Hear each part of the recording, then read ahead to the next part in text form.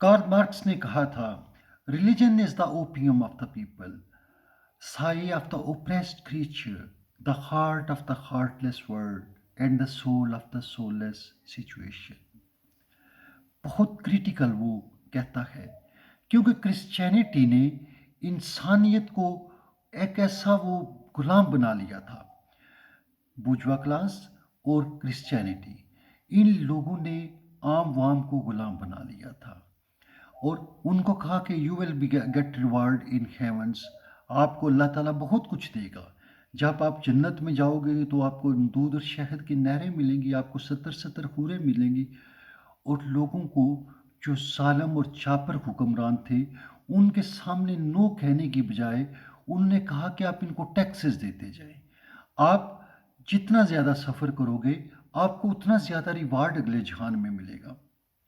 इसलिए उन्होंने ऐसी ही सिचुएशन पैदा की कि लोग अपने, जो उनके एक्सप्लाइटर्स हैं, जो ज़ालिमाना क्लासेस हैं, उनको नो कहने के बजाय उन्होंने फ्यूचर का, अपने अगले जहान के बारे में सोचा, चलें we will have a good life over there, और ये लाइफ उन्होंने कुर्बान किया। और इसी तरह अगर हम देखते हैं, जब तक इन लोगों को नो ना कहा गया, जब तक प्रीस्टली क्लास को यूरोप ने नो नहीं कहा, जब तक ब्रोनो जैसे लोगों ने अपना खून नहीं दिया और गैलीलियो जैसे लोगों ने साइंटिफिक इन्वेंशंस ना की, उसके बाद वो एक लंबी हिस्ट्री है साइंस की कि उन्होंने कैसे मज़हब के जाल को शैटर किया, तोड़ा, और फिर मज़हब से जब उनकी जान छूटी तो रिनाइसेंस आया, नई वर्ल्ड आई, नई दुनिया आई, नया उन्होंने एक ज़माना पैदा किया। मगर वो तब था, और मज़हब की जो एजेस हैं यूरोप में, they are called the dark ages. और ट्रेजेडी ये इस्लाम के अंदर अगर आप देखते हैं तो इस्लाम की डार्क एजेस मोहम्मद मुस्तफ़ा के फ़ौरन बाद शुरू हो गई, बिल्कुल clear cut. Hussain was killed, why? Yazid को ज़िले सुबहानी का दर्जा दिया गया और इस तरह मज़हब को एक्सप्लाइटेशन का टूल बनाया दिया गया कि कानून जो है वो जालिम और जाबर बादशाहों के हाथ में खिलौना था।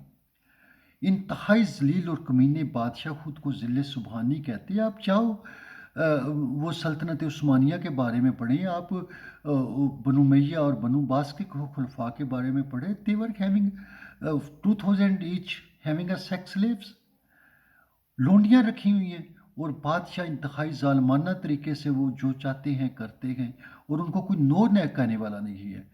And today our maulvi wants to get us back to that state जहाँ वो ज़िले सुबहानी था, खलीफा था, 2000 उसकी वो सेक्स स्लेव्स रखी हुई हैं, और जो चाहते थे वो करते थे। कानून उनके लिए हाथ में खिलौना था।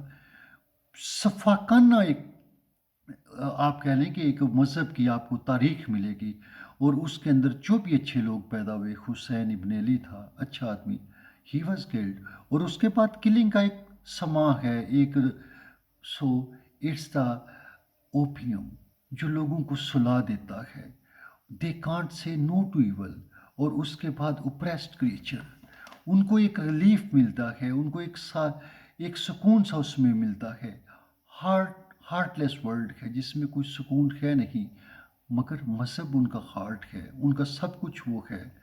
और सिचुएशन तो सोललेस है, लोग गुलाम बने हुए हैं, मगर उनकी ये मज़हब सोल बन जाता है, उनको उसके अंदर रिलीफ मिलता है, रिलैक्सेशन मिलती है। 70 हूरों का, दूध और शहद की नहरों का जब वादा मिलता है तो वो कहते हैं I will enjoy over there, so they can't say no to evil. जबकि इस्लाम की फंडामेंटल ये है, सालम और जाबर हाकम के सामने कलमा हक कहना। मगर ये आज का जो मज़हब है, कार्ल मार्क्स ने जो कहा था हमारे मज़हब के बारे में, मुझे तो यही लगता है कि इट्स ट्रू। आप क्या कहते हैं?